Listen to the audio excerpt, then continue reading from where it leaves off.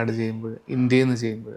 TikTok ഇന്ത്യയിൽ നിന്ന് ചെയ്യുമ്പോൾ ഏറ്റവും വലിയ ചലഞ്ചസ് എന്ന് വെച്ച് കഴിഞ്ഞാൽ, കാരണം നമുക്ക് ചെയ്യാൻ പറ്റാത്തൊരു വർക്ക് എടുത്ത് നമ്മളെ കൂടെ ചെയ്യിപ്പിച്ചിട്ട് നമുക്ക് കേപ്പബിലിറ്റി ഇല്ലാത്ത എന്ന് പറയുന്ന കുറേ ക്ലയൻസുകളുണ്ട്. എവിടെയും എന്ത് പറഞ്ഞാലും കോണ്ടന്റ് ഈസ് ദ കിങ്. ആ ഒരു കൺസെപ്റ്റിൽ നമുക്ക് എന്ത് വേണമെങ്കിലും ചെയ്യാം. നമുക്ക് ഈ ടിക്ടോക്കിൻ്റെ അൽഗോരിതവും മെറ്റയുടെ അൽഗോരിതം തമ്മിലുള്ള ഡിഫറൻസ് എന്തായിരിക്കും മെയിനായിട്ട്? 2035 എത്തുമ്പോൾ ഹാഫ് ഓഫ് ദ ഓഡിയൻസും യൂസ് ചെയ്യാൻ പോകുന്ന ഒരു പ്ലാറ്റ്ഫോം, ജെന്നിസെറ്റ് പ്ലസ് മില്ലേനിയൽസിൽ യൂസ് ചെയ്യാൻ പോകുന്ന ഒരു പ്ലാറ്റ്ഫോം. അതിന് 2 കേസസ് ഉണ്ട്. ഇപ്പോൾ GCC പോലൊരു കൺട്രി എടുക്കുമ്പോൾ അല്ലെങ്കിൽ US പോലൊരു കൺട്രി എടുക്കുമ്പോൾ അവരുടെ ഓഡിയൻസ് ഏറ്റവും കൂടുതൽ യൂസ് ചെയ്യുന്ന പ്ലാറ്റ്ഫോം അതാണ്. അപ്പോൾ മെറ്റയെ വെച്ച് കമ്പയർ ചെയ്യാൻ പറ്റില്ല. ഞാൻ ഒരു ആഡ് അക്കൗണ്ടിൽ കണ്ടൊരു ഇഷ്യൂ ആണ്, അവർ ഹണിമൂൺ ഓഡിയൻസിനെയാണ് ടാർഗറ്റ് ചെയ്യുന്നത് ടൂർ പ്ലാനിങ്ങിൽ. നമുക്കിപ്പോൾ സ്നാപ്പിൽ ആഡ് റൺ ചെയ്യുമ്പോൾ എന്തൊക്കെയായിരിക്കും മെയിനായിട്ട് ശ്രദ്ധിക്കേണ്ടത്? അവിടെയും ഞാൻ പറയാൻ പോകുന്നതും കോണ്ടന്റിനെ പറ്റിയാണ്. ഒരു മാൽവെയർ അറ്റാക്ക് ഉണ്ടായിട്ടുണ്ടായിരുന്നു. അതുവഴി അവിടുത്തെ മെറ്റേൻ്റെ ആഡ് അക്കൗണ്ട് പോവുകയും ടോപ്പ് മോസ്റ്റ് 2-3 ക്ലയൻറ്റിൻ്റെ ആഡ്സിന് ഇഷ്യൂസ് വന്നിട്ടുണ്ട്. ഭയങ്കര കളർ വൈബ് ആയിരിക്കണം, കാരണം പെട്ടെന്ന് ഹുക്ക് ഉണ്ടായിരിക്കണം, മില്ലി സെക്കൻഡിൽ ഹുക്ക് കൊടുക്കേണ്ടി വരും. പിന്നെ അവിടെ ഉള്ളവർ ഒന്നും കേട്ടിരിക്കാൻ ക്ഷമാശീലമില്ലാത്തവരാണ്, അവരും പെട്ടെന്ന് സ്വൈപ്പ് ചെയ്ത് പോവും. യൂസ് ചെയ്യാൻ ടെക്നിക്കൽ നോളജും വേണം, മാർക്കറ്റിംഗ് ഐഡിയാസ് വേണം, ഇതിനൊരു പൈപ്പ് ലൈൻ സ്ട്രക്ചർ ആക്കാൻ പറ്റണം. ഈ യൂസർ ബിഹേവിയർ പാറ്റേൺസ് മനസ്സിലാക്കി കഴിഞ്ഞാൽ, ജസ്റ്റ് ഞാനൊരു എക്സാമ്പിൾ പറയാം. പനമ്പള്ളി നഗർ പോലത്തെ ഒരു ലൊക്കേഷനിൽ, കാരണം പല ബിസിനസ് ഓണേഴ്സിനോടും പറയുമ്പോൾ അതിന് ആരാ യൂസ് ചെയ്യണേ, കേരളത്തിൽ യൂസേഴ്സ് ഉണ്ടോ? പക്ഷേ in the age group between 13 to അല്ലെങ്കിൽ 15 to 22 എടുത്തു കഴിഞ്ഞാൽ, അല്ലെങ്കിൽ 23 എടുത്തു കഴിഞ്ഞാൽ അവർ ഏറ്റവും കൂടുതൽ യൂസ് ചെയ്യുന്ന പ്ലാറ്റ്ഫോംസ് കേരളത്തിലെ ഡിജിറ്റൽ മാർക്കറ്റേഴ്സിന്റെ കാര്യത്തിൽ നോക്കുകയാണെങ്കിൽ പലരും ഓഡിയൻസിനെ അറിഞ്ഞിട്ടല്ല ഇപ്പോഴും ക്യാമ്പയിൻസ് ചെയ്യുന്നത്. as well as മെറ്റ കോപ്പിയിലാണ് അപ്പുറത്ത്, സെയിം സെയിം തന്നെയാണ് ടാർഗറ്റിംഗ് എല്ലാം ടാർഗറ്റ്. പിന്നെ അതിനകത്ത് AR ലെൻസസ് യൂസ് ചെയ്യാൻ പറ്റും, AR VR. അതാണ് ഏറ്റവും വലിയൊരു ഡിഫറൻസ് ആയിട്ടുള്ളത്. ഇവർ ബ്രാൻഡിൽ കുറെ ട്രസ്റ്റ് വേണ്ടി വരും. അപ്പോൾ ഇപ്പോൾ നമുക്ക് ബംഗ്ലാദേശികളും പാകിസ്ഥാനികളൊക്കെ പെട്ടെന്ന് കയറി ഇതിന് അപ്ലൈ ചെയ്യും, പക്ഷെ അവർക്ക് ഒരിക്കലും അഫോർഡബിൾ അല്ല. Abhishek, welcome to startup studio. Thank you. അഭിഷേകിന്റെ സ്റ്റോറി ഒന്ന് പറയാമോ? ഓക്കെ, ഞാൻ എൻ്റെ BTechന്റെ സ്റ്റാർട്ടിങ് പീരീഡ്, അത് ഫസ്റ്റ് സെമസ്റ്ററിലാണ് ഡിജിറ്റൽ മാർക്കറ്റിംഗ് എന്നതിനെപ്പറ്റി കേൾക്കുന്നത്. ആക്ച്വലി സീനിയേഴ്സ് പറഞ്ഞു എന്തായാലും BTech കഴിഞ്ഞാൽ ജോബ് കിട്ടില്ല. ആ സമയത്ത് ഗൂഗിളിൽ സെർച്ച് ചെയ്തു 2025 ഏറ്റവും ട്രെൻഡിങ് ജോബ് ഏതായിരിക്കും. ഫസ്റ്റ് വന്ന് SEO സ്പെഷ്യലിസ്റ്റ് ആയിരുന്നു. ഓക്കെ അതിനെപ്പറ്റി അന്വേഷിച്ചു. ആ സമയത്താണ് പ്യുവർലി ഇതിനെപ്പറ്റി അറിയുന്നതും എന്താണ് ഡിജിറ്റൽ മാർക്കറ്റിംഗ് എന്ന് അറിയുന്നതും. അങ്ങനെയാണ് ആ ടൈമിൽ ഞങ്ങളൊരു കോഴ്സ് എടുത്ത് പഠിച്ചു. ആ കോഴ്സ് എടുത്ത് പഠിക്കുകയും ഓൺലൈനിൽ കൂടെ, സ്കൈപ്പ് ആയിരുന്നു മെത്തേഡ്, ബാംഗ്ലൂർ വഴിയുള്ള ഒരു ഇൻസ്റ്റിറ്റ്യൂട്ട് വഴി അങ്ങനെ പഠിച്ചു. അതിൽ നിന്ന് ചെറിയ ചെറിയ ഫ്രീലാൻസ് ക്ലയൻറ്റുകളെ കിട്ടി.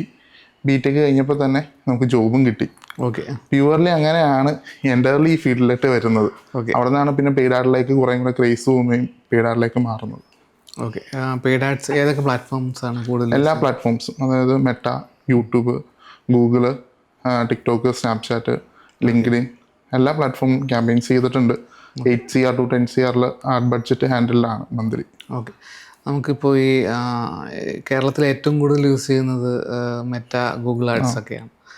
അപ്പോൾ നമ്മുടെ ഓഡിയൻസിനെ അറിഞ്ഞിട്ട് വേണം നമ്മൾ മാർക്കറ്റ് ചെയ്യാൻ വേണ്ടിയിട്ട്. അതെ. അപ്പോൾ ഈ യൂത്തായിട്ടുള്ള ഓഡിയൻസൊക്കെ ഏറ്റവും കൂടുതൽ യൂസ് ചെയ്യുന്നത് സ്നാപ്ചാറ്റും, പിന്നെ എബ്രോഡ് കൺട്രീസിലൊക്കെ ആണെന്നുണ്ടെങ്കിൽ ടിക്ടോക്കൊക്കെ ആയിരിക്കും. അതെ. അപ്പോൾ ടിക്ടോക്കൊക്കെ ആഡ് ചെയ്യുമ്പോൾ പ്യുവർലി എങ്ങനെയുള്ള ബ്രാൻഡുകൾക്കായിരിക്കും പ്യുവർലി കൺവേർഷൻ കൊണ്ടുവരാൻ പറ്റുന്നതും വർക്കാവുന്നതും? ടിക്ടോക്ക് എന്നെ സംബന്ധിച്ചോളം എൻ്റെ എക്സ്പീരിയൻസിൽ നിന്ന് മോസ്റ്റ് ഓഫ് ദ ബ്രാൻഡുകൾക്കും B2B സെഗ്മെൻറ്റിന് കുറച്ച് ബുദ്ധിമുട്ടാണ്. ബാക്കി എല്ലാ സെഗ്മെൻറ്റിലും വളരെ നല്ലോണം വർക്ക് ചെയ്യുന്നൊരു പ്ലാറ്റ്ഫോമാണ്. കാരണം D2C ആയിക്കോട്ടെ, എടെക് ആയിക്കോട്ടെ, ടോപ്പ് ഓഫ് ദ ഫണലിൽ നൈസായിട്ട് ബ്രാൻഡ് ലിഫ്റ്റിനായാലും ബ്രാൻഡ് അവയർനെസ്സിനായിട്ടും ഏറ്റവും ബെറ്ററായിട്ട് വർക്ക് ചെയ്യും. ഇപ്പോൾ ഇ-കൊമേഴ്സിൽ bottom of the funnel sales campaigns ഏറ്റവും സൂപ്പറായിട്ട് വർക്ക് ചെയ്യുന്ന ഒരു പ്ലാറ്റ്ഫോമാണ് ടിക്ടോക്ക്. നമുക്കിപ്പോൾ സർവീസ് കാറ്റഗറി ആകുമ്പോഴും അത് ലീഡ് ജനറേഷന് വർക്ക് ചെയ്യും. അതുപോലെ ബ്രാൻഡ് ഇപ്പോൾ GCCയിൽ നമ്മൾ തന്നെ ചെയ്യുന്ന വേറെ കൺസൾട്ട് ചെയ്യുന്ന അഡ്വർടൈസിങ് ഏജൻസീസ് ഉണ്ട്. അവരെല്ലാവരും ടിക്ടോക്കിലൂടെയാണ് കൺവേർഷൻസ് എടുക്കുന്നത്. നമുക്ക് ഇപ്പോൾ ഇന്ത്യയിലാണെങ്കിൽ ടിക്ടോക്ക് നിരോധിച്ചിരിക്കുകയാണ്. ഇപ്പോൾ നമുക്ക് ഇന്ത്യയിൽ ടിക്ടോക്ക് തിരിച്ച് വരാൻ പോകുന്ന ന്യൂസുകൾ വരുന്നുണ്ട്. പക്ഷെ സ്റ്റിൽ നമുക്കിപ്പോഴും VPN വെച്ചിട്ടാണ് അത് ആക്സസ് ചെയ്യാൻ പറ്റുന്നത്. അങ്ങനെയുള്ള കേസുകളിൽ നമുക്ക് VPN വെച്ച് ആക്സസ് ചെയ്യുന്നുണ്ട് എന്തെങ്കിലും ബുദ്ധിമുട്ടോ പ്രശ്നങ്ങളോ ഉണ്ടോ? ഇല്ല, എൻ്റെ ഒരു എക്സ്പീരിയൻസിൽ VPN യൂസ് ചെയ്യാണ്ടിരുന്നപ്പോൾ ഒറ്റ ടൈം ഞാൻ മറ്റൊരു ഏജൻസിയിൽ വർക്ക് ചെയ്യുന്ന സമയത്ത് ഒരു മാൽവെയർ അറ്റാക്ക് ഉണ്ടായിട്ടുണ്ടായിരുന്നു. അതുവഴി അവിടുത്തെ മെറ്റേൻ്റെ ആഡ് അക്കൗണ്ട് പോവുകയും ടോപ്പ് മോസ്റ്റ് 2-3 ക്ലയൻറ്റിൻ്റെ ആഡ്സിന് ഇഷ്യൂസ് വന്നിട്ടുണ്ട്. അപ്പോൾ അന്ന് നമ്മൾ മനസ്സിലാക്കി ഒരിക്കലും നോർമൽ VPN യൂസ് ചെയ്യരുത്, ഏതെങ്കിലും പെയ്ഡ് ആയിട്ടുള്ള VPNs യൂസ് ചെയ്യാം. ഞാൻ ഇഷ്യൂസ് വരുന്നത് ഞാൻ ലാസ്റ്റ് ഒരു 5 years ആയിട്ട് പ്രോട്ടോൺ VPN ആണ് യൂസ് ചെയ്യുന്നത്. പാക്കേജ് എനിക്കൊന്ന് മന്ത്ലി സബ്സ്ക്രിപ്ഷൻ 900 rupees വരുന്നുള്ളൂ. വളരെ സേഫ് ആണ്. ലാസ്റ്റ് 5 years ആയിട്ട് ഞാൻ യൂസ് ചെയ്യുന്നുണ്ട്. സെക്യൂർ ആയിട്ട് യൂസ് ചെയ്യാൻ പറ്റും.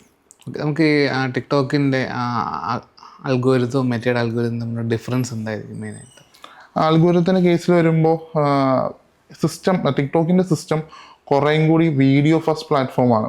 ഓഡിയോ അല്ലെങ്കിൽ ഓഡിയോ പ്ലസ് പ്ലാറ്റ്ഫോം എന്ന് വേണമെങ്കിൽ പറയാൻ പറ്റും. കുറേയും കൂടെ ഓഡിയോസ് വൈറൽ കണ്ടന്റുകൾ പുഷ് ചെയ്ത് കഴിഞ്ഞാൽ അല്ലെങ്കിൽ ജെനിസഡ് കണ്ടന്റുകൾ പുഷ് ചെയ്ത് കഴിഞ്ഞാൽ വളരെ പെട്ടെന്നായിരിക്കും അതിൻ്റെ വൈറാലിറ്റി കിട്ടുന്നത്. അതാണ് അതിൻ്റെ ഏറ്റവും വലിയൊരു പ്രത്യേകത. വീഡിയോ കണ്ടന്റുകൾ ഒരു ഷാർപ്പ് കണ്ടന്റ് നല്ല ഹുക്കൊക്കെ ഉണ്ടെങ്കിൽ ജസ്റ്റ് സെക്കൻഡ്സുകൾ കൊണ്ട് തന്നെ വൈറലായി പോകുന്ന കുറേ വീഡിയോസ് ഉണ്ട്. അപ്പോൾ അതിൻ്റെ റിലേറ്റബിലിറ്റി ആ ഒരു ഫാക്ടറിലായിരിക്കും അല്ലേ? അതാണ് കുറച്ചും കൂടി ബെറ്റർ ആണ്. ഓഡിയൻസ് കുറേ കൂടി ഷെയർ ഇതാണ് നമുക്ക് റിസൾട്ട് കുറേ കൂടി പെട്ടെന്ന് അച്ചീവ് ചെയ്യാൻ പറ്റും. ബ്രാൻഡ് ലിഫ്റ്റിൽ ഏറ്റവും നല്ലോണം വർക്ക് ചെയ്യാം, അല്ലെങ്കിൽ ബ്രാൻഡ് അവയർനെസ്സിൽ ഏറ്റവും നല്ലോണം വർക്ക് ചെയ്യാൻ പറ്റും. ടിക്ടോക്കിലെ ആഡ് പ്ലേസ്മെന്റ്സ് എങ്ങനെയൊക്കെ ആയിരിക്കും? ആഡ് പ്ലേസ്മെന്റിൽ നോർമലി ഏറ്റവും പ്രീമിയം സെഗ്മെന്റ് എന്ന് വെച്ച് കഴിഞ്ഞാൽ ടോപ്പ് ഫീഡ് തന്നെയാണ് എല്ലാവരും യൂസ് ചെയ്യുന്നത്. അതുപോലെ തന്നെ ഇപ്പോൾ ആപ്പ് ഓപ്പൺ ചെയ്യുമ്പോൾ നമ്മൾ യൂട്യൂബിലൊക്കെ വരുന്നുണ്ടല്ലോ മാസ്റ്റർ ഹെഡ് എന്നൊക്കെ പറയുന്ന മാസ്റ്റർ ഹെഡ്, അതുപോലെ തന്നെ ഇതിനുമുണ്ട്, ടിക്ടോക്കിനുമുണ്ട് പ്ലേസ്മെന്റ്. അതിനാണ് ഏറ്റവും പ്രീമിയം പ്ലേസ്മെന്റ് വരുന്നത്. CPM കോസ്റ്റ് ഭയങ്കര കൂടുതലാണ്. അല്ലെങ്കിൽ ആപ്പ് ഓപ്പൺ ചെയ്താൽ ഫസ്റ്റ് നമുക്ക് അവിടെ പ്ലേസ്മെന്റ് ആഡ് കാണാൻ പറ്റും. ആ ഒരു പ്ലേസ്മെന്റിനാണ് ഏറ്റവും കോസ്റ്റ് വരുന്നത്. എല്ലാവരും യൂസ് ചെയ്യുന്നത് ടോപ്പ് മോസ്റ്റ് ബ്രാൻഡുകളെല്ലാം അതിന് ആ ഒരു പ്ലേസ്മെന്റിലായിരിക്കും ബിഡ് ചെയ്യുന്നത്. നമുക്കിപ്പോൾ ഈ മെറ്റയും ടിക്ടോക്കും കമ്പയർ ചെയ്യുമ്പോൾ കൺവേർഷൻ റേറ്റ് എങ്ങനെയായിരിക്കും വേരിയേഷൻ? എനിക്ക് തോന്നുന്നു കുറച്ചും കൂടി ബെറ്റർ ആയിട്ട് കൺവേർഷൻ ടിക്ടോക്കിൽ കിട്ടുന്നുണ്ട്. GCCയിൽ പല ബ്രാൻഡുകൾക്കും വർക്കൗട്ട് ചെയ്യുമ്പോൾ അതിന് 2 കേസസ് ഉണ്ട്. ഇപ്പോൾ GCC പോലൊരു കൺട്രി എടുക്കുമ്പോൾ അല്ലെങ്കിൽ US പോലൊരു കൺട്രി എടുക്കുമ്പോൾ അവരുടെ ഓഡിയൻസ് ഏറ്റവും കൂടുതൽ യൂസ് ചെയ്യുന്ന പ്ലാറ്റ്ഫോം അതാണ്. അപ്പോൾ മെറ്റയെ വെച്ച് കമ്പയർ ചെയ്യാൻ പറ്റില്ല. കാരണം മെറ്റയിൽ അവിടുത്തെ ഓഡിയൻസ് ഭയങ്കര കുറവാണ്. ഇപ്പോൾ GCCയിലേക്ക് പോയി കഴിഞ്ഞാൽ ഇപ്പോൾ വേൾഡിൽ ഏറ്റവും കൂടുതൽ യൂസ് ചെയ്യുന്ന Saudi, one of the country Saudi, അവരപ്പോൾ ഏറ്റവും കൂടുതൽ യൂസ് ചെയ്യുന്ന ടിക്ടോക്കാണ്. അവിടെ ഒരിക്കലും നമുക്ക് മെറ്റായിട്ട് കമ്പയർ ചെയ്യാൻ പറ്റില്ല. നമുക്ക് അവിടെ വേണമെങ്കിൽ സ്നാപ്പായിട്ട് കമ്പയർ ചെയ്യാൻ പറ്റും. ടിക്ടോക്കിൻ്റെ ആഡ് അക്കൗണ്ട് സ്ട്രക്ചർ എങ്ങനെയായിരിക്കും വരുന്നത്? അത് ആസ് വെൽ സെയിം തന്നെയാണ്. ഞാൻ പറയുകയാണെങ്കിൽ ഗൂഗിളിൽ നിന്ന് മെറ്റ കോപ്പി അടിച്ചു, അല്ലെങ്കിൽ മെറ്റയിൽ നിന്ന് ബാക്കി എല്ലാ പ്ലാറ്റ്ഫോംസും കോപ്പി അടിച്ചു എന്നൊരു കൺസെപ്റ്റ് ഞാൻ കുട്ടികളുടെ അടുത്ത് പറയാറുണ്ട്. കാരണം ആസ് വെൽ സെയിം തന്നെ, വലിയ ഡിഫറൻസിയേഷൻ ഒന്നുമില്ല, എല്ലാം സെയിം തന്നെയാണ്. പിന്നെ അതിനകത്ത് കുറച്ചും കൂടി ബുദ്ധിമുട്ട് എനിക്ക് തോന്നിയിട്ടുള്ള കാര്യങ്ങളിലെന്ന് വെച്ച് കഴിഞ്ഞാൽ പിക്സൽ ഇന്റഗ്രേഷൻസ് കുറച്ച് ടഫായിട്ട് തോന്നാറുണ്ട്. അതിന് മേജർ റീസൺ എന്ന് വെച്ചാൽ നമ്മൾ ഒന്നാമത് VPN യൂസ് ചെയ്യുന്നുണ്ട്. അതുകൊണ്ട് ചില സമയത്ത് ടാഗ് മാനേജർ യൂസ് ചെയ്യുമ്പോൾ ഗൂഗിൾ ടാഗ് യൂസ് ചെയ്യുമ്പോൾ ഇഷ്യൂസ് വരുന്നുണ്ട്. ആ പിക്സൽ ഇന്റഗ്രേഷൻസ് അല്ലാണ്ട് വേറെ ഇഷ്യൂസ് ഒന്നുമില്ല. പക്ഷെ പലരും എന്നോട് ചോദിക്കാറുണ്ട് പേയ്മെന്റ് ആഡ് ചെയ്യുന്നതിന് ഇഷ്യൂസ് വരാറുണ്ടോ VPN ത്രൂ. പക്ഷെ പേയ്മെന്റ് ആഡ് ചെയ്യുമ്പോൾ ഒരിക്കലും ഇഷ്യൂസ് വന്നിട്ടില്ല. കാർഡ് ത്രൂ ആണ്, ക്രെഡിറ്റ് കാർഡും യൂസ് ചെയ്യുകയാണെങ്കിൽ ബെറ്റർലി പേയ്മെന്റ് പോകുന്നുണ്ട് VPNലാണെങ്കിൽ പോലും. അതിപ്പോൾ നമ്മൾ VPN ചൂസ് ചെയ്യുന്ന കൺട്രി, ഇപ്പോൾ സൗദിയിലെ ക്ലയന്റിനാണ് നമ്മൾ ചെയ്യുന്നതെങ്കിൽ ഒരിക്കലും US ഇട്ടിട്ട് ചെയ്യരുത്. സൗദി അറേബ്യ തന്നെ VPN ചൂസ് ചെയ്യണം. ആ IP തന്നെ ഇരുന്നിട്ട് വേണം നമ്മൾ ചെയ്യാൻ. അല്ലെങ്കിലാണ് മറ്റു ഇഷ്യൂസ് ഒക്കെ വരുന്നത്. സെയിം IP തന്നെ ചെയ്യണം, ബെറ്റർ ആയിരിക്കും. മോസ്റ്റ് ഓഫ് ദ ആൾക്കാർ എന്താ ചെയ്യുന്നത്, ഏറ്റവും സേഫ് US ആയിരിക്കും എന്ന് പറഞ്ഞിട്ട് US IP ഇട്ടിട്ട് സൗദിയിൽ ക്യാമ്പയിൻസ് ചെയ്യും, അല്ലെങ്കിൽ പേയ്മെന്റ് ആഡ് ചെയ്ത് നോക്കും. അപ്പോൾ പേയ്മെന്റ് പോകും. ചിലപ്പോൾ കാർഡിൽ നിന്ന് വിഡ്രോ ആയിട്ടുണ്ടാവും, ഡെബിറ്റ് ആയിട്ടുണ്ടാവും, ഇവിടെ ക്രെഡിറ്റ് ആയിട്ടുണ്ടാവില്ല ആ അക്കൗണ്ടിൽ. നമുക്ക് ഈ ബിസിനസ് പോർട്ട്ഫോളിയോ പോലെ നമുക്ക് ബിസിനസ് സെന്റർ ഉണ്ട് അതിനകത്ത് അക്കൗണ്ട്സ് നമുക്ക് ആക്സസ് ഷെയർ ചെയ്യാനായിട്ടും അല്ലെങ്കിൽ ടിക്ടോക്കിന്റെ പ്രൊഫൈലുകൾ ആഡ് ചെയ്യാനായിട്ടുള്ള എല്ലാ ഓപ്ഷൻസും നമുക്ക് അതിനകത്ത് അവൈലബിൾ ആണ്. as well as Meta copied ആണ് അപ്പുറത്ത്. സെയിം സെയിം തന്നെയാണ്. എല്ലാം ടാർഗറ്റ്. പിന്നെ അതിനകത്ത് AR ലെൻസസ് യൂസ് ചെയ്യാൻ പറ്റും, AR VR. അതാണ് ഏറ്റവും വലിയൊരു ഡിഫറൻസ് ആയിട്ടുള്ളത്. പക്ഷെ AR VRലെ ലെൻസസിന്റെ കേസ് പറയുമ്പോൾ സ്നാപ്പിന്റെ അത്ര ബെറ്റർ ആയിട്ടില്ല ടിക്ടോക്ക്. സ്നാപ്പിലാണ് കുറച്ചും കൂടി ബെറ്റർലി AR VR ചെയ്യാൻ പറ്റുന്നത്. ഇപ്പൊ എനിക്കൊന്ന് ഹസം കണ്ടിട്ടുണ്ടാകും സ്നാപ്ചാറ്റിന്റെ ഒക്കെ, ആമസോൺ ഒക്കെ ഇന്ത്യയിൽ ക്യാമ്പയിൻസ് പറയുന്നത് ടീഷർട്ടിന്റെ ഒക്കെ വെച്ച് നമുക്ക് വേണമെങ്കിൽ സ്നാപ്പ് എടുത്തിട്ട് വെച്ച് നോക്കാം ടീഷർട്ട് എനിക്ക് ബെറ്റർ ആണോ അല്ലെങ്കിൽ ആ ഷർട്ട് എനിക്ക് ബെറ്റർ ആണോ. അപ്പൊ അത്രയും അത് ടിക്ടോക്കിലാരും അതങ്ങനെ യൂസ് ചെയ്യുന്നില്ല. അപ്പൊ വേൾഡ് റെയ്ബാൻ പോലെയോ അല്ലെങ്കിൽ മാഗ്രാബി പോലുള്ള ബ്രാൻഡുകളൊക്കെ ചെയ്യുന്നുണ്ടെങ്കിൽ പോലും അത്ര എഫക്റ്റീവായിട്ട് AR അതിനകത്ത് ചെയ്യുന്നില്ല എന്ന് വേണമെങ്കിൽ പറയേണ്ടി വരും. ഏറ്റവും കൂടുതൽ വരുന്ന ചാലഞ്ചസ് എന്തൊക്കെയായിരിക്കും ടിക്ടോക്ക് ആഡ് ചെയ്യുമ്പോൾ, ഇന്ത്യയിൽ നിന്ന് ചെയ്യുമ്പോൾ? ടിക്ടോക്ക് ഇന്ത്യയിൽ നിന്ന് ചെയ്യുമ്പോൾ ഏറ്റവും വലിയ ചലഞ്ചസ് എന്ന് വെച്ച് കഴിഞ്ഞാൽ ലീഡ് ജനറേഷൻ ചെയ്യുന്ന കുറേ ആൾക്കാരുണ്ട്. ഇപ്പോൾ ഒരു ലേറ്റസ്റ്റ് ആയിട്ട് ഞാൻ വർക്ക് ചെയ്യുന്ന ഒരു ക്ലയന്റ് ഉണ്ട്, എട്ടക്കാണ്. ഇപ്പം ഈ സൗദി പോലുള്ളൊരു കൺട്രിയിൽ ടാർഗറ്റ് ചെയ്യുമ്പോൾ ഈ സൗദി അവർക്ക് സ്പെൻഡിങ് കേപ്പബിലിറ്റി ഭയങ്കര വലുതാണ്. പക്ഷേ അറബി സംസാരിക്കുന്ന യമനീൻസ് ഉണ്ടാവും, ഈജിപ്ഷ്യൻസ് ഉണ്ടാവും, ഇവരൊക്കെ ബംഗ്ലാദേശീസ് ഉണ്ടാവും. നമ്മൾ ടാർഗറ്റ് ചെയ്യുമ്പോൾ ഇവരായിരിക്കും കൂടുതലും ഇംപ്രഷൻസും കിട്ടുന്നത്. അപ്പോൾ അവരെ സോർട്ട് ഔട്ട് ചെയ്തെടുക്കുക, നല്ല സ്പെൻഡിങ് കേപ്പബിലിറ്റി ഉള്ളവരെ സോർട്ട് ഔട്ട് ചെയ്തെടുക്കൽ കുറച്ച് ബുദ്ധിമുട്ടാണ്. അപ്പോഴാണ് നമ്മൾ പിക്സലൊക്കെ ഇൻ്റഗ്രേറ്റ് ചെയ്ത് കറക്റ്റ് ഫണൽ സ്ട്രക്ചറിൽ മെറ്റയിൽ വർക്കൗട്ട് ചെയ്യുന്ന പോലെ കറക്റ്റ് ഫണൽ സ്ട്രക്ചറിൽ നമ്മുടെ ഓഡിയൻസ് ആരാണോ അവർക്ക് കൊടുക്കേണ്ട കണ്ടന്റുകൾ കൊടുത്ത് ഓഡിയൻസ് സെഗ്മെന്റേഷൻ ഓഗ്മെന്റേഷൻ കഴിഞ്ഞ് ഫിൽട്ടർ ഔട്ട് ചെയ്ത് വരുന്ന ഫണൽ പ്രോപ്പർ ആണെങ്കിൽ ഇത് വർക്ക് ചെയ്യും. Okay okay. അത് അവിടെയാണ് ഓഡിയൻസ് ടാർഗറ്റിങ്ങിനകത്ത് ഇങ്ങനത്തെ ഇപ്പോൾ അറബിക് ഓഡിയൻസിന് എടുക്കുക അങ്ങനെയൊക്കെ വരുമ്പോൾ കുറച്ച് ബുദ്ധിമുട്ടുണ്ട്. കാരണം അറബിക് ഓഡിയൻസ് ഇവർ ഡിസിഷൻ മേക്കിംഗ് ചിലപ്പോൾ ഒരൊറ്റടിക്ക് എടുക്കുന്നവരല്ല. ഇവർ ബ്രാൻഡിൽ കുറെ ട്രസ്റ്റ് വേണ്ടി വരും. അപ്പോൾ ഇപ്പോൾ നമുക്ക് ബംഗ്ലാദേശികളും പാകിസ്ഥാനികളൊക്കെ പെട്ടെന്ന് കയറി ഇതിന് അപ്ലൈ ചെയ്യും. പക്ഷെ അവർക്ക് ഒരിക്കലും അഫോർഡബിൾ അല്ല. എട്ടക്കിൽ പലരും ഇപ്പോൾ ഒരു ഇംഗ്ലീഷ് ഇൻസ്റ്റിറ്റ്യൂട്ട് ചെയ്യുന്നുണ്ട്, ഇപ്പോൾ IELTS കോച്ചിങ്. ഇതൊക്കെ ബംഗ്ലാദേശികളും പാകിസ്ഥാനികളും ലീഡ് തരും, അവർക്ക് ആവശ്യമുണ്ടാവും. പക്ഷെ ഇവർക്ക് അത്രയും സ്പെൻഡിങ് കേപ്പബിലിറ്റി ഉണ്ട്. അവിടെ ചെയ്യുന്ന പല ബ്രാൻഡുകളും പ്യുവർലി അറബിക് ഓഡിയൻസിനെ മാത്രം ടാർഗറ്റ് ചെയ്യാൻ വേണ്ടി ചെയ്യുന്നത്. Okay okay. അപ്പോൾ മെയിനായിട്ടും ഈ അതെങ്ങനെ റിസോൾവ് ചെയ്യും? ഇതിപ്പം നമ്മളെന്താ ചെയ്യണമെന്ന് വെച്ച് കഴിഞ്ഞാൽ കണ്ടന്റുകൾ, പ്യുവർ കണ്ടന്റുകൾ ബിൽഡ് ചെയ്യും. നമ്മുടെ ഓഡിയൻസ് ആരാണ് ആ ഒരു രീതിയിൽ തന്നെ ഫണൽ സ്ട്രക്ചർ ചെയ്യും.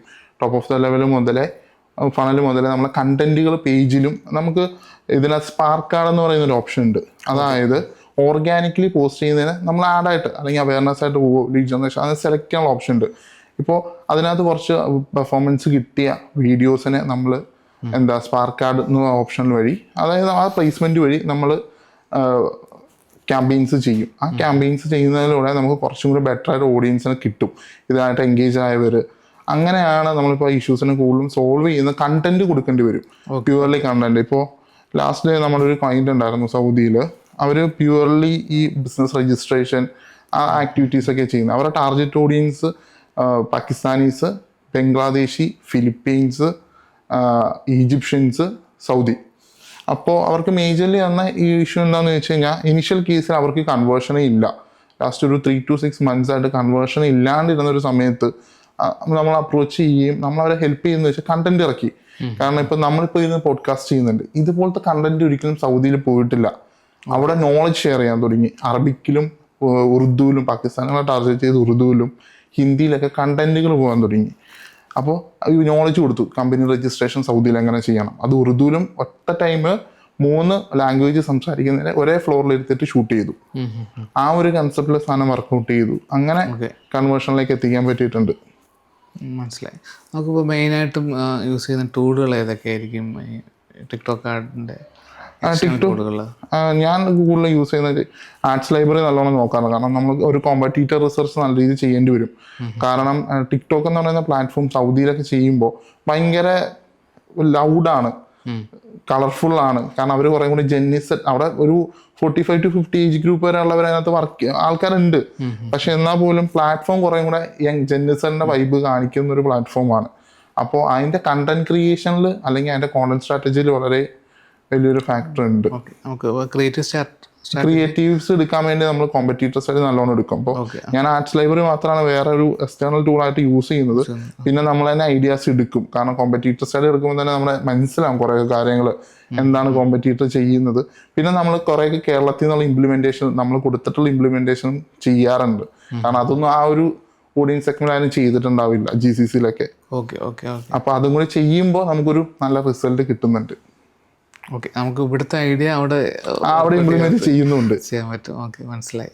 അപ്പോൾ അങ്ങനെ ചെയ്യുമ്പോൾ എനിക്ക് തോന്നുന്നു അവിടെ ആരും ആ ഒരു ഓഡിയൻസ് കണ്ട് ശീലിക്കാത്ത വീഡിയോസ് ഫോർമാറ്റുകളും റീൽ ഫോർമാറ്റുകളൊക്കെ നമ്മൾ കുറേ കൂടെ കളർഫുൾ ആക്കിയിട്ട് ചെയ്യും. നമ്മളിവിടെ ഒരു 45 ഏജ് ഗ്രൂപ്പുള്ള ഒരു മെൻറ്റർ പറയുന്ന വീഡിയോ അവിടെ ചിലപ്പോൾ ഒരു 23-25 ഉള്ളൊരു ഇൻഫ്ലുവൻസറിനെ കൊണ്ടായിരിക്കും നമ്മൾ ചെയ്യിപ്പിക്കുന്നത്. ആ ഒരു ഡിഫറൻസ് നമ്മൾ ചെയ്യാറുണ്ട്. ഓക്കെ ഓക്കെ ഓക്കെ, മനസ്സിലായി. നമുക്കിപ്പോൾ പുതുതായിട്ട് ഒരാൾ ടിക്ടോക്ക് ആഡ് ചെയ്യാൻ സ്റ്റാർട്ട് ചെയ്യുകയാണ്, എന്തായിരിക്കും ഒരു സജഷൻ കൊടുക്കുന്നത്? ടിക്ടോക്ക് അതോടെ പുതിയതായിട്ട് ചെയ്യാൻ വളരെ ഇപ്പോൾ ഒരു പെർഫോമൻസ് മാർക്കറ്റിംഗ് അല്ലെങ്കിൽ ഡിജിറ്റൽ മാർക്കറ്റിംഗ് വർക്ക് ചെയ്യുന്ന ഒരാളെ സംബന്ധിച്ചോളം വളരെ ബുദ്ധിമുട്ടൊന്നും ഇല്ലാത്തൊരു പ്ലാറ്റ്ഫോമാണ്. കാരണം അതിൻ്റെ ഒപ്റ്റിമൈസേഷനിൽ നമ്മൾ ക്യാമ്പയിൻസ് ഒക്കെ ചെയ്യുമ്പോൾ കുറച്ച് ശ്രദ്ധിക്കാനുണ്ട്. കാരണം അതിനകത്ത് ടാർഗറ്റിങ്ങിൽ ഇപ്പം മൈക്രോ ലെവൽ ടാർഗറ്റിങ്ങിൻ്റെ കണ്ടീഷൻസ് ഒക്കെ വേണമെങ്കിൽ പറയാൻ പറ്റും. നമ്മൾ ഇതിനകത്ത് ഏത് ഫോൺ യൂസ് ചെയ്യുന്നു, ഏത് മൊബൈൽ കണക്ഷൻസ് യൂസ് ചെയ്യുന്നു, വൈഫൈ ആണോ സെല്ലുലർ ആണോ, അങ്ങനെയൊക്കെ ടാർഗറ്റ് ചെയ്യാൻ പറ്റും. അങ്ങനെ ഒരു ഓപ്ഷൻ അതിനകത്തുണ്ട്. അപ്പോൾ അതൊക്കെ വെച്ച് നമുക്ക് യൂസ് ചെയ്യാൻ പറ്റും. ഇപ്പോൾ ഒരു റിയൽ എസ്റ്റേറ്റ് ആ ഒരു സെഗ്മെന്റിലാണ് നമ്മൾ ക്യാമ്പയിൻസ് ചെയ്യുന്നതെങ്കിൽ നമ്മളെപ്പോഴും ഐഫോൺ യൂസേഴ്സ്, ഏറ്റവും നല്ല വൈഫൈ മാത്രം, അങ്ങനെയുള്ള പ്രീമിയം സെഗ്മെന്റേഷനെ മാത്രം നമുക്ക് സോർട്ട് ഔട്ട് ചെയ്ത് ക്യാമ്പയിൻസ് ചെയ്യാൻ പറ്റും.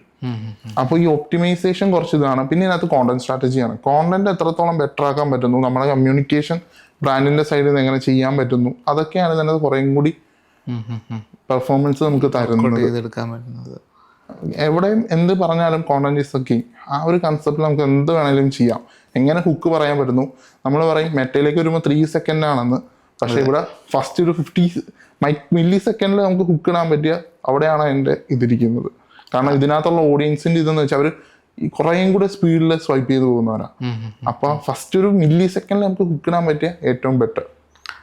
ജെൻസിയുടെ ആ ഒരു അറ്റൻഷൻ സ്പാൻ ജെൻസി അത് മാത്രമല്ല, എനിക്ക് തോന്നുന്നു അവിടെ ഒരു 30 years പ്ലസ് ആയാൽ പോലും മില്ലിനിയൽസിന്റെ കേസിലേക്ക് വന്നാൽ പോലും അവര് ഭയങ്കര സ്പീഡിലാണ്.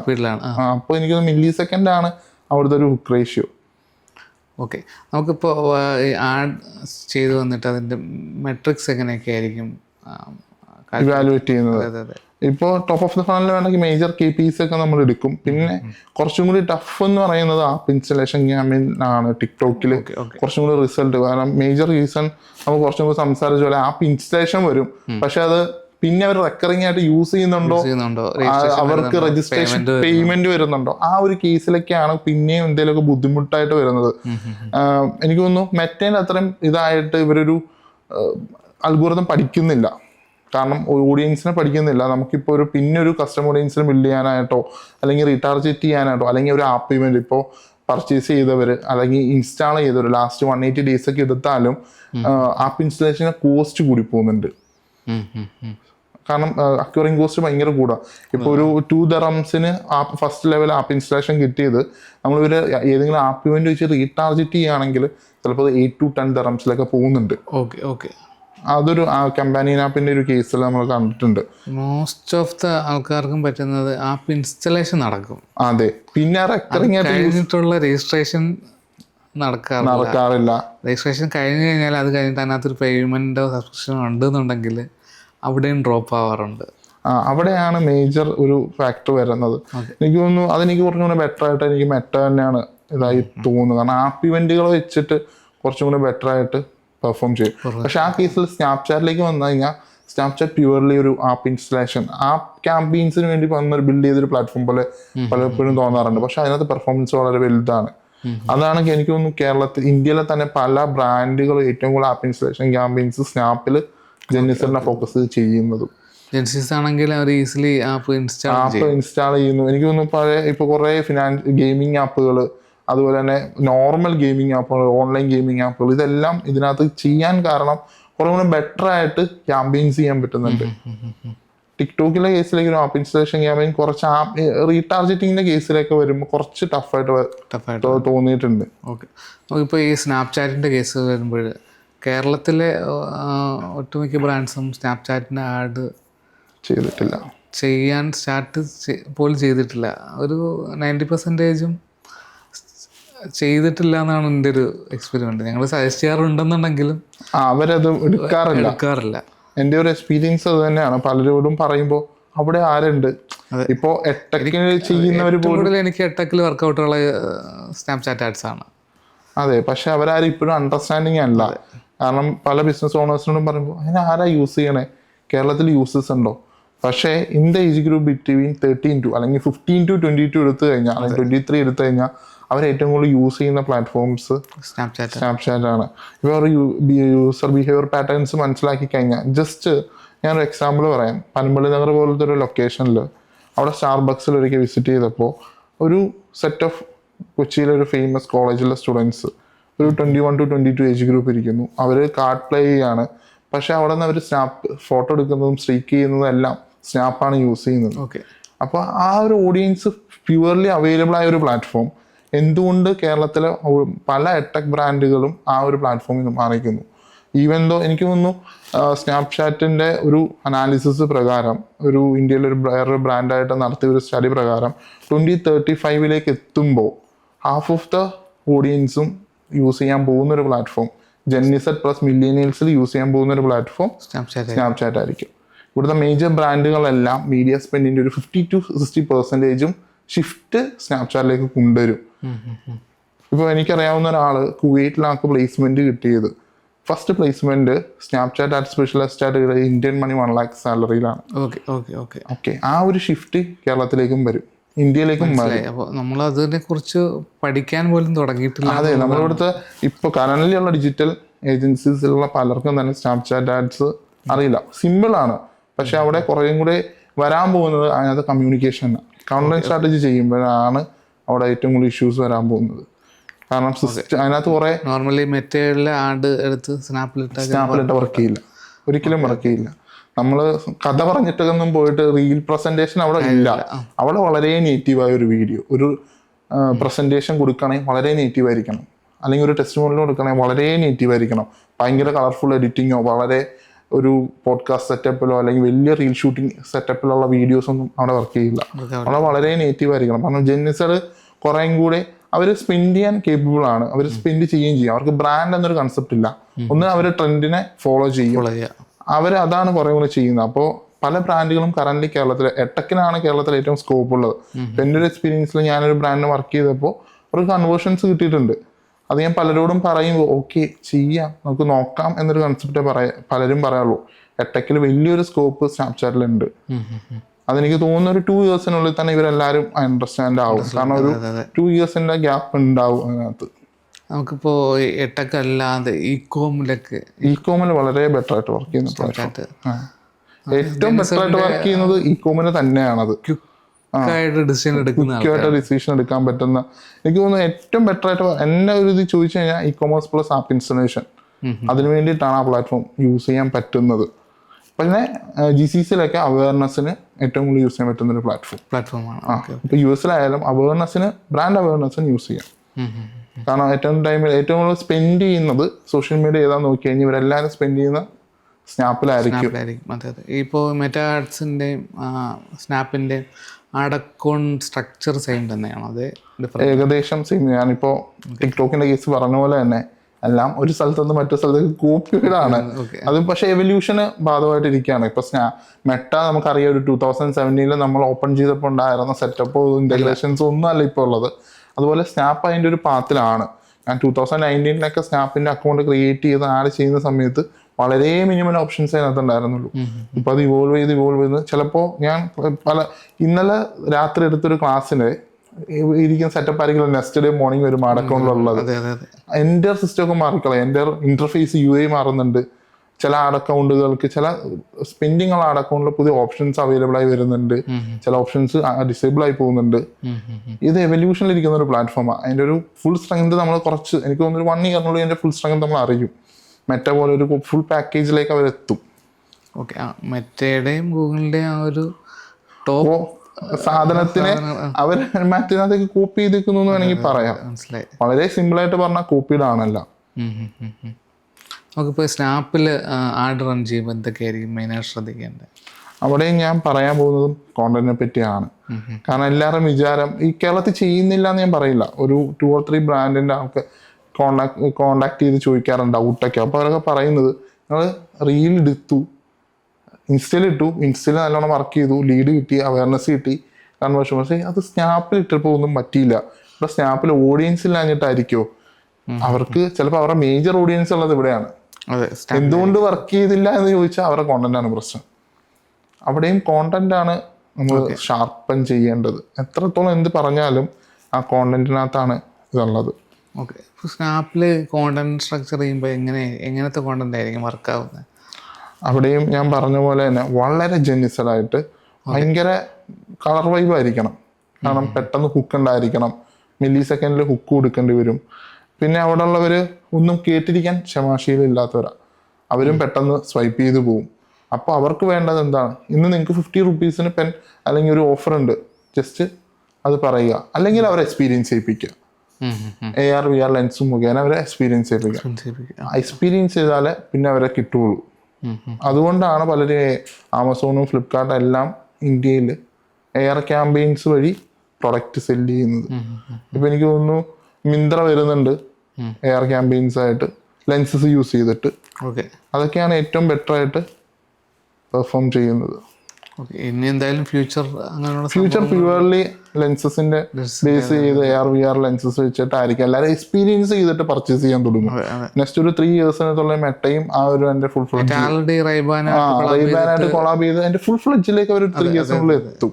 അപ്പോ ആ ഒരു ഇതിലേക്ക് മാറുന്നു.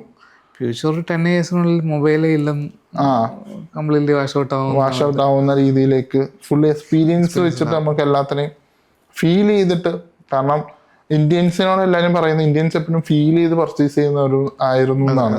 അപ്പൊ ഇന്ത്യൻസിന് കുറച്ചും കൂടി കേപ്പബിൾ ആവുന്ന ആ രീതിയിലേക്ക് അതിനെ മാറ്റാൻ പറ്റും. ആപ്പിൾ ഫസ്റ്റ് അവരുടെ മറ്റേ VR ഗ്ലാസ് ഇറക്കിയപ്പോൾ ഒരു വലിയ വലുപ്പമായിരുന്നു ഇഷ്യൂ വന്നത്.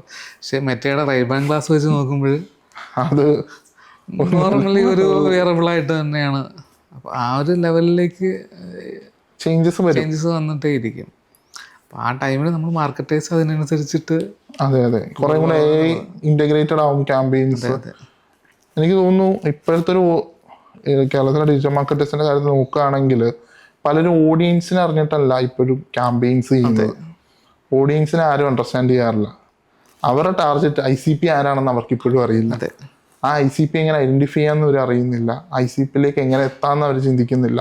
അവരെന്ത് കോണ്ടന്റിലായിരിക്കണം അവരെ കൊണ്ടുവരേണ്ടതെന്നും അവർക്കറിയില്ല. അതാണ് ഒരു മേജർ ഇഷ്യൂ. അതെ, നമുക്കൊരു യൂസറിൻ്റെ ടെക്കിലാണെങ്കിൽ സിമ്പിളായിട്ട് പറയുകയാണെന്നുണ്ടെങ്കിൽ ആ ആളുടെ ഒരു ഡെയിലി ലൈഫ് അനലൈസ് ചെയ്താൽ തന്നെ നമുക്ക് മാർക്കറ്റിംഗ് ചെയ്യാൻ സാധിക്കും. അവൻ രാവിലെ തുറക്കണിട്ട് ഉടനെ എന്ത് ചെയ്യുന്നു, ജസ്റ്റ് സ്നാപ്പ് അല്ലെങ്കിൽ ഇൻസ്റ്റയിൽ സോർട്ട് ചെയ്യുന്നുണ്ട്. വർക്കൗട്ട് എന്തെങ്കിലും ചെയ്യാൻ പോകണം നേരെ സ്പോട്ടിഫൈയിലായിരിക്കും. അതെ, അത് കഴിഞ്ഞിട്ട് എന്താ ചെയ്യുന്നത് നേരെ ഇൻസ്റ്റ അല്ലെങ്കിൽ സ്നാപ്പിൽ പിന്നെ റിപ്പീറ്റ് വരും. അപ്പോൾ എന്തെങ്കിലും പഠിക്കണമെന്നുണ്ടെങ്കിൽ നേരെ യൂട്യൂബിൽ പോകും.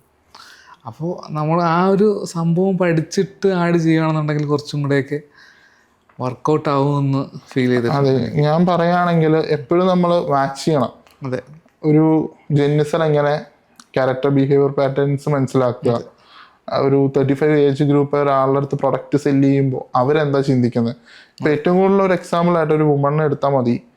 ആൾ കടന്നു പോകുന്ന സൈക്കോളജിക്കൽ ഫാക്ടേഴ്സ് അല്ലെങ്കിൽ അവരുടെ സെൻസേഷണലായ ഫാക്ടേഴ്സ്, അതിനെ എല്ലാം നമ്മൾ അനലൈസ് ചെയ്ത് അവരെന്ത് പർച്ചേസ് ചെയ്യും, എന്ത് പർച്ചേസ് ചെയ്യില്ല നമുക്ക് തിങ്ക് ചെയ്യാവുന്നതേ ഉള്ളൂ. കാരണം നമ്മൾ സൊസൈറ്റിനെ മാച്ച് ചെയ്ത് കഴിഞ്ഞാൽ ഇന്നൊരു സാധനം നമുക്ക് ഇന്നൊരാൾക്ക് വിൽക്കണം, ഓക്കെ ഇതാണ് അവരുടെ പാറ്റേൺ, നമുക്കത് മനസ്സിലായി. ഇപ്പോൾ നോർമലി ഇപ്പോൾ ഞാൻ കാണുന്നതെന്ന് വെച്ച് കഴിഞ്ഞാൽ ഞാൻ ഒരു ആഡ് അക്കൗണ്ടിൽ കണ്ടൊരു ഇഷ്യൂ ആണ്. അവർ ഹണിമൂൺ ഓഡിയൻസിനെയാണ് ടാർഗറ്റ് ചെയ്യുന്നത് ടൂർ പ്ലാനിങ്ങിൽ. ഇതിന് മുമ്പ് തന്നെ ആഡ് അക്കൗണ്ടിനകത്ത് അവർ ജസ്റ്റ് ഫ്രീക്വൻ്റ്ലി ട്രാവലേഴ്സിനെ മാത്രം സെലക്ട് ചെയ്തിട്ട് ക്യാമ്പയിൻ റൺ ചെയ്തിരിക്കുന്നു.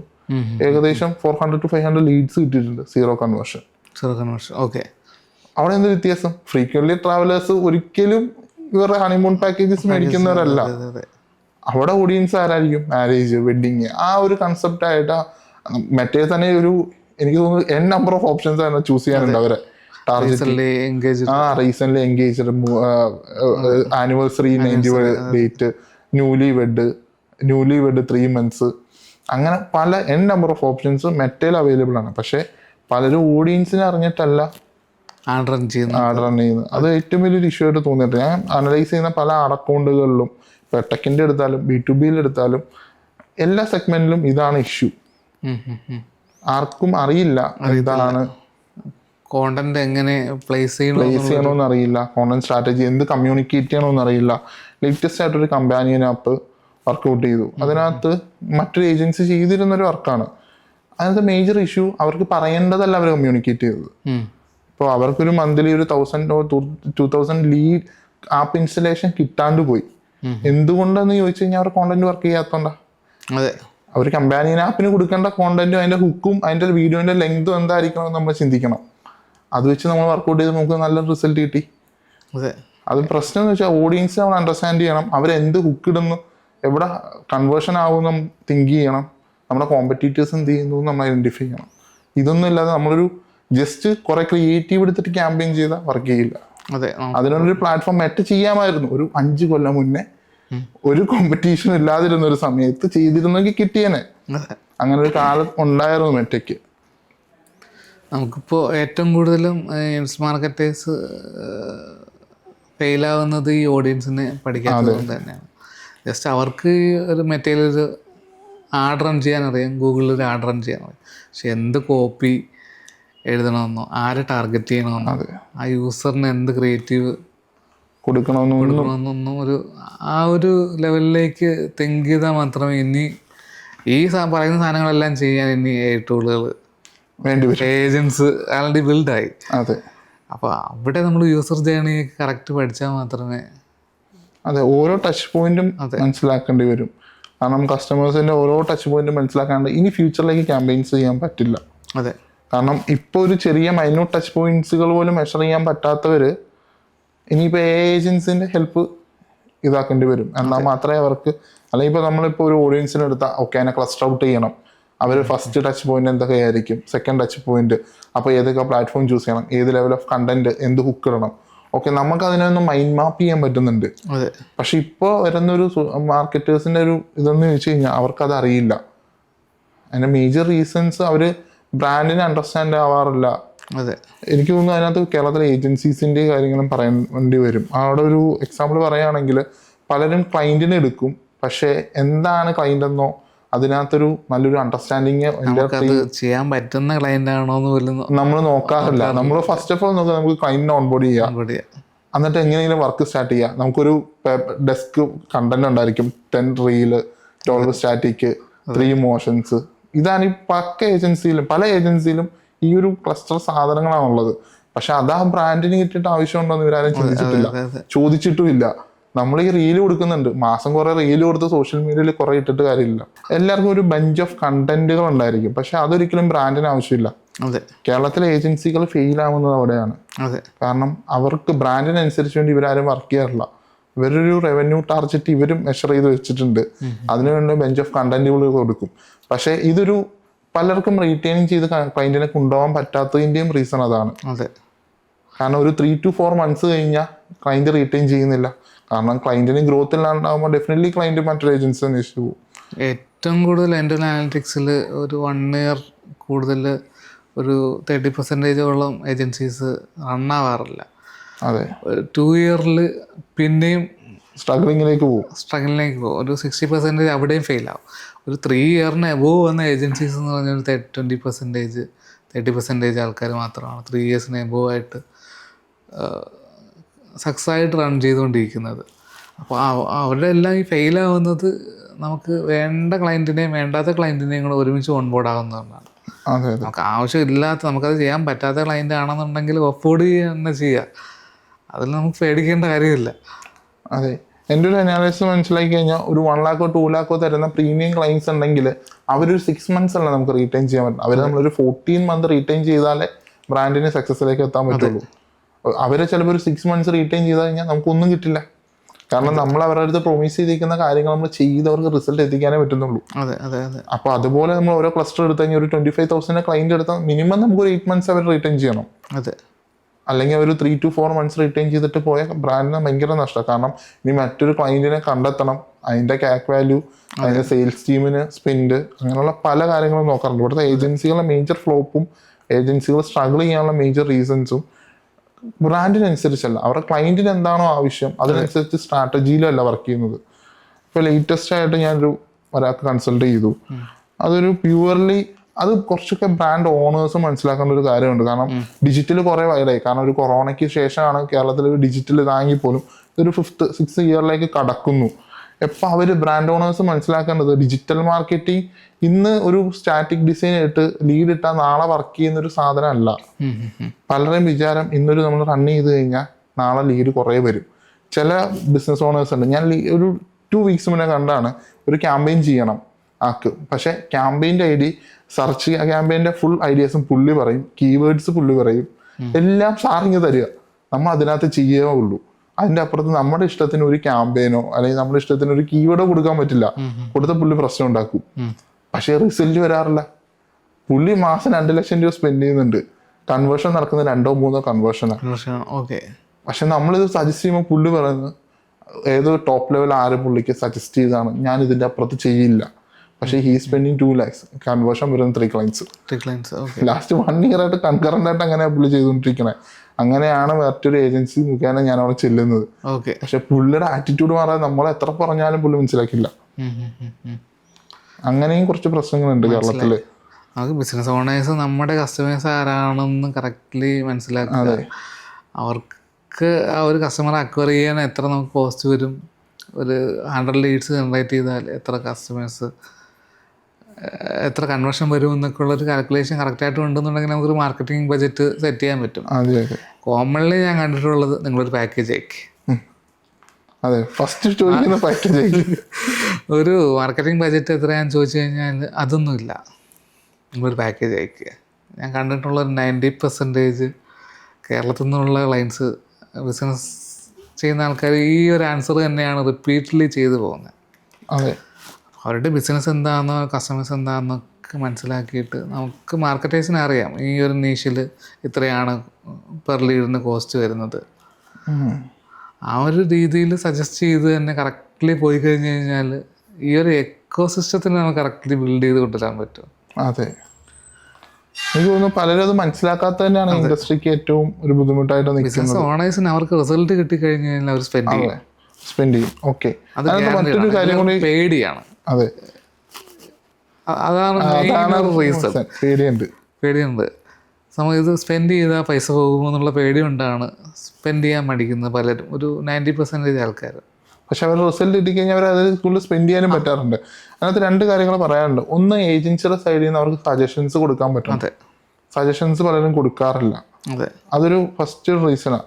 സെക്കൻഡ്, അവർക്ക് റിസൾട്ട് കൊടുത്തു കഴിഞ്ഞാൽ 1 മാസം റിസൾട്ട് കൊടുത്തു, പക്ഷെ അവർ 1 മാസത്തെ റിസൾട്ട് ഒരിക്കലും ഒരു ബിസിനസ് മൂവ് ചെയ്യില്ല. അവർക്ക് കൺകറന്റ് ആയിട്ട് ഒരു 6 or 7 months കൺസിസ്റ്റന്റ് ആയിട്ട് റിസൾട്ട് കൊടുത്താൽ ഓക്കെ, അവർ നമ്മളെ ട്രസ്റ്റ് ചെയ്യും. പലർക്കും പറ്റുന്ന വെച്ച് കഴിഞ്ഞാൽ ഈ റിസൾട്ടിലും ഈ സീസണാലിറ്റീസ് ഉണ്ടാവും. അതെ, അത് ബിസിനസ് ഓണേഴ്സും ഏജൻസീസും മാർക്കറ്റേഴ്സും എല്ലാം അണ്ടർസ്റ്റാൻഡ് ചെയ്യുന്ന സംഭവങ്ങളാണ്. അതെ, എട്ടെക്കിന്റെ കേസിലേക്ക് വരുന്ന November to March 0, ചിലപ്പോൾ 1 മാസം 2 or 3 കൺവേർഷൻ നടന്നു. പക്ഷെ അവിടെ ചിന്തിക്കേണ്ട വേറൊരു കാര്യം, ചില ഏജൻസീസ് ഡിസംബറിൽ പോയി പറയും ഞങ്ങൾ 500 കൺവേർഷൻസ് തരാന്ന് പറയുന്ന ഏജൻസീസ് കേരളത്തിലുണ്ട്. കാരണം മാർക്കറ്റിൽ എന്താണോ നടക്കുന്നത് ഇവർക്ക് പലർക്കും അറിയില്ല. അതെ, കറക്റ്റ് ആ ഒരു സംഭവം മാർക്കറ്റ് എന്താന്ന് പഠിച്ച് ചെയ്ത് കഴിഞ്ഞ് കഴിഞ്ഞാൽ സിമ്പിളാണ് ഈ സാധനം. അതെ, ഈ മാർക്കറ്റിങ്ങിലൊരു മീഡിയമാണ് ഡിജിറ്റൽ, അത്രേ ഉള്ളൂ. അല്ല, ഡിജിറ്റൽ എന്ന് പറയുന്ന ഒരു കൺസെപ്റ്റിന് വലിയൊരു സംഭവം ഫിസിക്സ് ഒന്നും അതിനകത്തില്ല.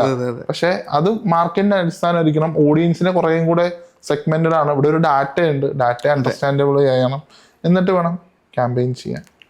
കുറച്ചും കൂടെ അനലിറ്റിക്കലി ഈസി ആയിട്ട് ചെയ്യാൻ പറ്റും. അതെ, ഒരു ടോപ്പ് ഓഫ് ദ ഫണലിനേക്കാളും റൈറ്റ് ഓഡിയൻസിലേക്ക് ചെയ്യാൻ പറ്റും എന്നുള്ളൊരു, അത്രയും കോസ്റ്റ് എഫക്റ്റീവായിട്ട് ചെയ്യാൻ പറ്റുമെന്നാണ് ഡിജിറ്റലിലൊരു മെച്ചമായിട്ട് വന്നിരിക്കുന്നത്. അപ്പോൾ ഇതൊരു ചാനലായിട്ട് മാത്രം നിർത്താണ്ട് കണക്ട് ചെയ്ത് പോകുക എന്നുള്ളതാണ്. നമ്മുടെ ഓഡിയൻസ് എവിടെയെല്ലാം ഉണ്ടോ അവിടെയെല്ലാം നമ്മൾ മാർക്കറ്റ് ചെയ്യുക എന്നുള്ളതാണ്. നമ്മുടെ ഓഡിയൻസ് സ്പോട്ടിഫൈയിലാണെന്നുണ്ടെങ്കിൽ സ്പോട്ടിഫൈയിൽ മാർക്കറ്റ് ചെയ്യുക. അതെ അതെ, ഫേസ്ബുക്കിലാണെങ്കിൽ ഫേസ്ബുക്കിൽ മാർക്കറ്റ് ചെയ്യുക. ഓക്കെ, ഞാൻ പിന്നെ കണ്ടിട്ടുള്ളത് നമ്മൾ എല്ലാവരും എപ്പോഴും ഇൻസ്റ്റയിൽ മാത്രമാണ് ഫോക്കസ് ചെയ്ത് പോകുന്നത്. അതെ, അതിനകത്തൊരു കാര്യം പറയാനുള്ളത് യൂട്യൂബും ഫേസ്ബുക്കും. അതെ, ചിലർ യൂട്യൂബിൽ ഓഡിയൻസ് ഉള്ള പല ടെക് ബ്രാൻഡുകളും ഉണ്ട്. കാരണം വലിയ ഇപ്പൊ PSC പഠിക്കുന്ന അല്ലെങ്കിൽ സെറ്റ്, അവർ വലിയൊരു ഓഡിയൻസ് ഗ്രൂപ്പ് യൂട്യൂബിലുണ്ട്. പക്ഷെ അവർ മാർക്കറ്റ് ചെയ്യുന്നത് ഇൻസ്റ്റയില, യൂട്യൂബിൽ ഗൂഗിൾ ആഡ്സ് ചെയ്യുന്നേ ഉണ്ടാവില്ല. അതെ, അങ്ങനെ ചെയ്യുന്ന കുറെ ബ്രാൻഡുകളുണ്ട്. സംഭവം അവിടെ പോകുന്നത് അവരുടെ ഓഡിയൻസ് തന്നെയാണ്, വേറെ ചെയ്യുന്ന ആൾക്കാർ ആ ലീഡിനെ കൊണ്ടുപോകും. അതെ, വലിയൊരു ഗ്രൂപ്പ്. കാരണം അവർക്ക് ജസ്റ്റ് ചിന്തിച്ചാൽ മതി, PSC ഒന്നും ഒരിക്കലും ഇൻസ്റ്റാഗ്രാം നോക്കി ആരും പഠിക്കില്ല. ജസ്റ്റ് ഒരു അവയർനെസ്സിന് വേണ്ടി ചെറിയൊരു ഇൻഫർമേഷൻ അവർ വന്ന് എടുക്കുമെന്നല്ലാണ്ട് ഇവര് സീരിയസ് ആയിട്ട് പഠിക്കുന്ന സമയത്ത് യൂട്യൂബ് ഓപ്പൺ ചെയ്യുള്ളൂ.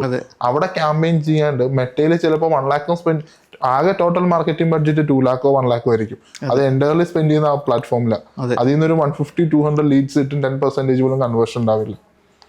അതെ, കറക്റ്റ് കണ്ടിട്ടുള്ളത് ഈ എടെക്കിലും ഞാൻ കണ്ടിട്ടുള്ളത് ഇപ്പോൾ ഉള്ള ഇതെന്ന് പറഞ്ഞു കഴിഞ്ഞാൽ സ്കിൽ കോഴ്സുകൾക്കൊക്കെ ഡിസിഷൻ എടുക്കുന്ന സ്റ്റുഡൻസ് തന്നെയാണ്.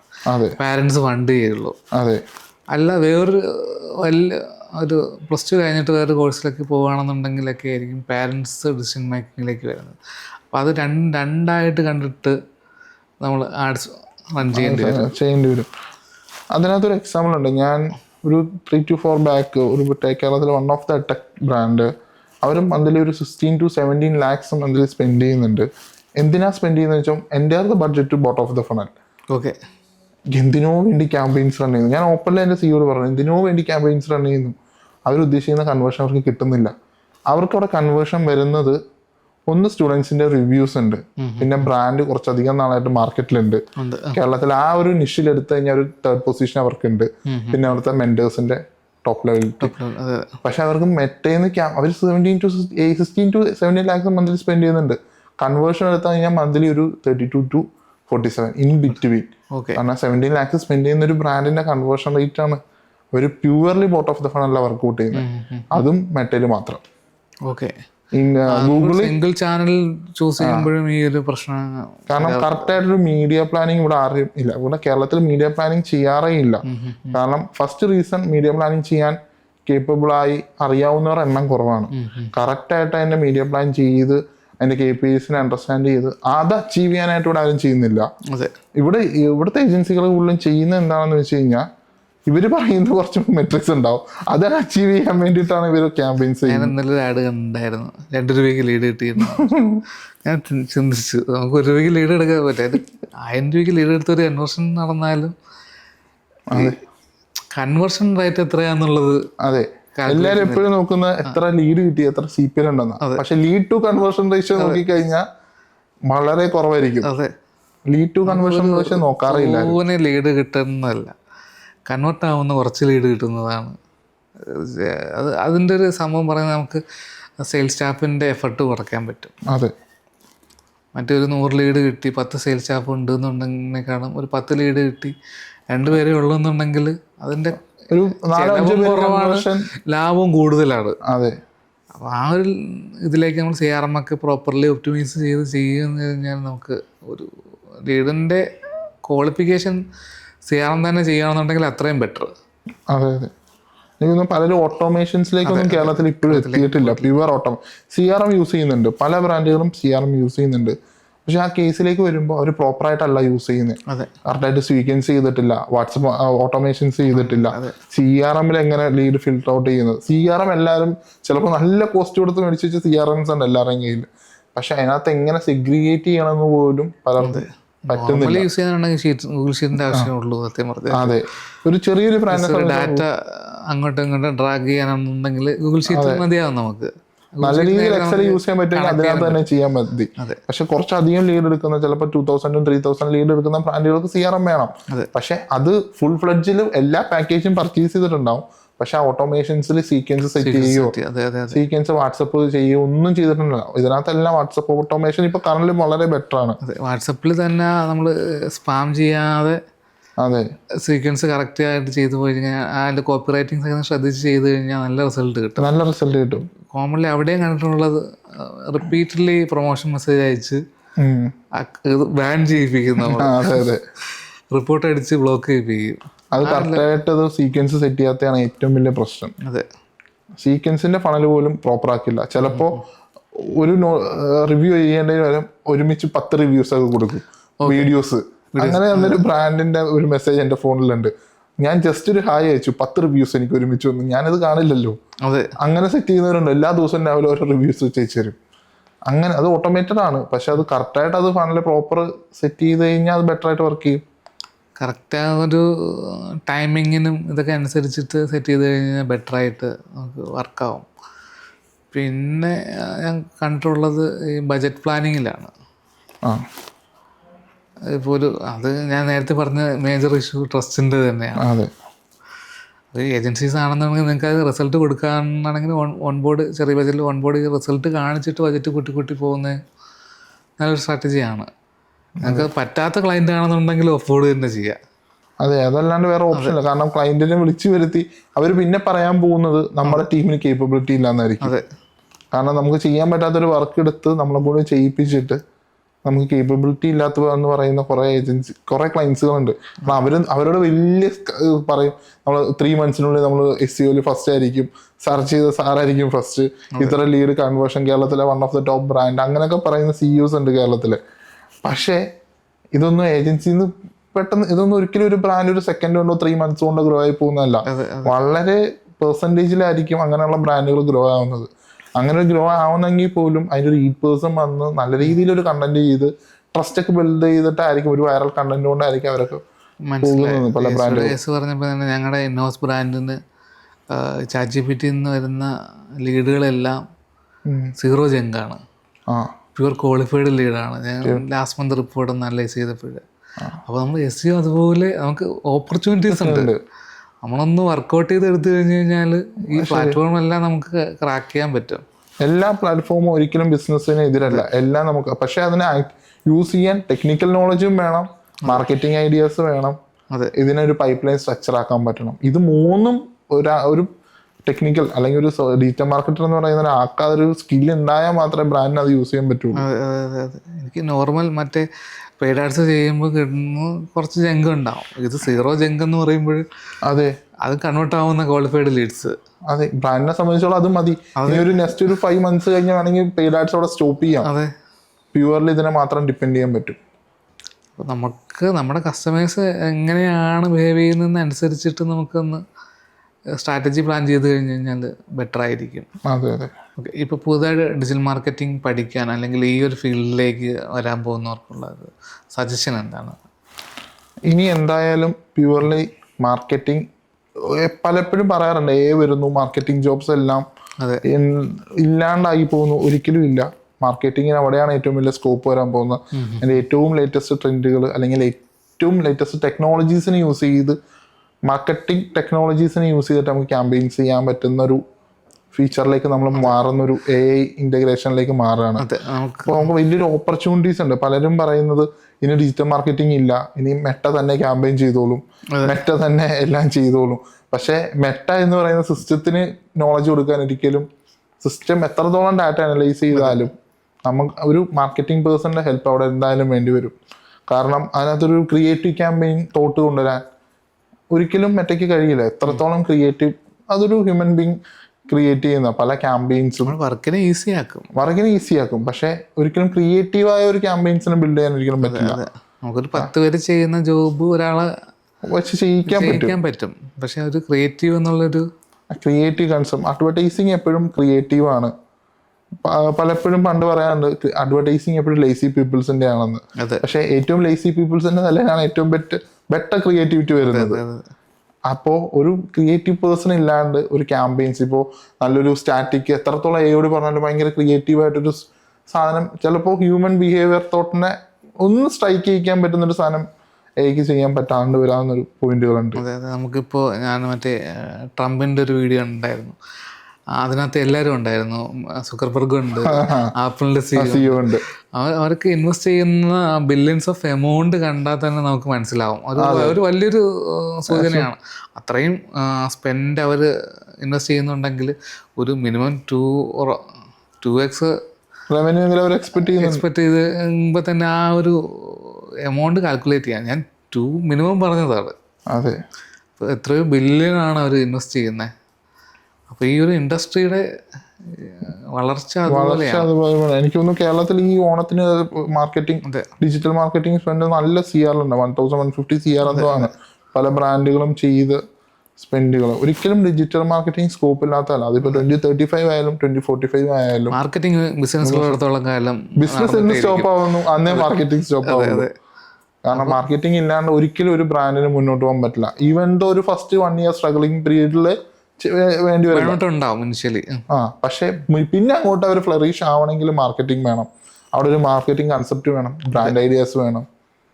അവിടെ എപ്പോഴും മാർക്കറ്റിംഗ് എപ്പോഴും പഠിക്കുന്നതുകൊണ്ട് ഒരിക്കലും ഉണ്ടാവില്ല. മാർക്കറ്റിംഗ് പഠിക്കുമ്പോൾ നമ്മൾ ബിസിനസ്സിനെ മനസ്സിലാക്കുക, ഓഡിയൻസിനെ മനസ്സിലാക്കുക. അതെ, പിന്നെ ഇതെപ്പോഴും ഇവോൾവ് ചെയ്യുന്നുണ്ട് സംഭവം. എല്ലാ ദിവസവും പഠിക്കാൻ അല്ലെങ്കിൽ എല്ലാ ദിവസവും ഇതിനു വേണ്ടി പ്രിപ്പയർ ചെയ്യാൻ, പുതിയ അപ്ഡേറ്റുകൾ പഠിക്കാൻ മൈൻഡ് സെറ്റ് ഉള്ളവർ മാത്രം വരാവുള്ളൂ. കാരണം ഇത് ഒരു 6 months കോഴ്സ് കഴിഞ്ഞാൽ ഇത് തീരുന്ന നല്ല സാധനം. അല്ല അതെ അതെ ഇത് എല്ലാ ദിവസവും പഠിക്കാനുണ്ട്. ഇത് പറ്റുന്നതാണോ അല്ലയോ എന്ന് മാത്രമേ നമുക്ക് അതെ പറ്റത്തുള്ളൂ. ആ 3 month അല്ലെങ്കിൽ 6 month കോഴ്സും ഉണ്ട്. അതെ അത് കഴിഞ്ഞ് നമ്മൾ പ്രൊജക്റ്റ് ചെയ്ത് അതിൽ നിന്ന് കിട്ടുന്ന ഓരോ അനലിറ്റിക്സ് വെച്ചിട്ടാണ് നമ്മൾ നെക്സ്റ്റ് ഇങ്ങനെ ഇമ്പ്രൂവ് ചെയ്ത് പുതിയ കാര്യങ്ങൾ പഠിച്ച് ചെയ്തു പോകേണ്ടത്. ഡെയിലി പഠിക്കാനുള്ള സംഭവങ്ങളുണ്ട് നമുക്ക് ഇതിനകത്ത്. അതെ ഡെയിലി പഠിക്കാൻ. ഞങ്ങൾ തന്നെ ഇത്രയും വർഷം എക്സ്പീരിയൻസ് ഉണ്ട്, ഞങ്ങൾ ഇപ്പോഴും പഠിക്കുന്നുണ്ട്. അല്ല, ഞാൻ ഇന്നും എല്ലാ ദിവസവും രാത്രി പഠിക്കാറുണ്ട്. ഞാൻ അറിയപ്പെടുന്ന എല്ലാ വെബ്സൈറ്റുകളിലും കയറി നോക്കാറുണ്ട് പുതിയ അപ്ഡേറ്റുകൾ ഉണ്ടാകുന്ന. ഇപ്പോൾ സോഷ്യൽ മീഡിയ എക്സാമിനർ പോലുള്ള വെബ്സൈറ്റിലൊക്കെ ഞാൻ എപ്പോഴും കയറാറുണ്ട്. കാരണം എന്നാൽ മാത്രമേ നമുക്ക് പുതിയ അപ്ഡേറ്റുകൾ, പിന്നെ ChatGPT ഉള്ളതുകൊണ്ട് കുറേ കൂടെ ലേറ്റസ്റ്റ് അപ്ഡേറ്റുകൾ അങ്ങനെ എടുക്കാറുണ്ട്. ഇപ്പൊ മെറ്റയ്ക്ക് വരുന്ന അപ്ഡേറ്റുകൾ, ഇപ്പൊ SEO വരുന്ന അപ്ഡേറ്റുകൾ.